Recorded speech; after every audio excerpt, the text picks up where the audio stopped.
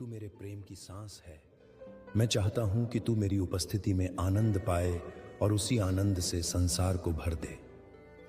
यह तुम्हारा पहला उद्देश्य है, मेरे साथ संबंध। बाकी सब कुछ इसी से निकलता है।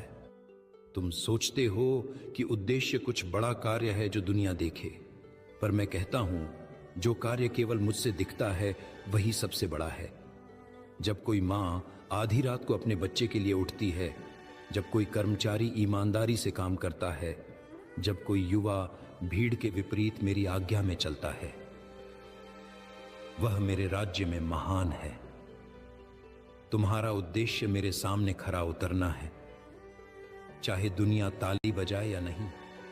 मैं चाहता हूं कि तुम अपने जीवन के हर भाग को एक भेंट बना दो। तुम्हारे विचार, तुम्हारा समय, तुम्हारा पैसा, तुम्हारा शरीर, तुम्हारी योजनाएं, सब कुछ मेरे चरणों पर रख दो। और जब तुम ऐसा करते हो तब तुम्हारा जीवन एक महक बन जाता है, वह सुगंध जो स्वर्ग को प्रसन्न करती है और दुनिया को चौंका देती है।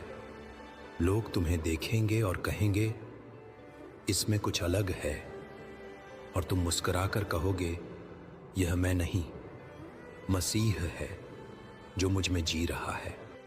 इसलिए मेरे प्रिय, तुम्हें अपने उद्देश्य को खोजने के लिए दूर नहीं जाना। तुम्हें बस अपने हृदय में उतरना है और मुझसे कहना है, प्रभु मैं तुझसे प्रेम करता हूं और मैं तेरा हूं। जब तुम यह कहते हो, मैं तुम्हारे जीवन को उस पटरी पर ला देता हूं जहां पर एक एक कदम मेरी योजना के अनुसार चलता है, और वहां तुम भूल जाओगे कि तुम उद्देश्य ढूंढ रहे थे, क्योंकि तुम उसमें जीना शुरू कर दोगे। जब तुम उस अवस्था में पहुंचते हो जहां तुम उद्देश्य को ढूंढना बंद कर देते हो और केवल मेरे साथ चलना शुरू कर देते हो, तब तुम जान जाते हो कि उद्देश्य कोई मंजिल नहीं, वह यात्रा है। वह हर उस क्षण में है जहां तुम मुझे चुनते हो, हर उस निर्णय में है जहां तुम कह सकते थे मैं, लेकिन तुम कहते हो प्रभु तू। और यह वही स्थान है जहां तुम्हारा जीवन अर्थ से भरने लगता है, स्थायी, गहरा, आत्मिक अर्थ से। तुम्हें ऐसा लगेगा कि अब तुम दुनिया के पैमानों से दूर होते जा रहे हो। पहले जो बातें तुम्हें आकर्षित करती थीं, अब वे फीकी लगने लगेंगी। पहले जो लोग तुम्हारी प्रशंसा करते थे, वे शायद कहें कि तुम बदल गए हो।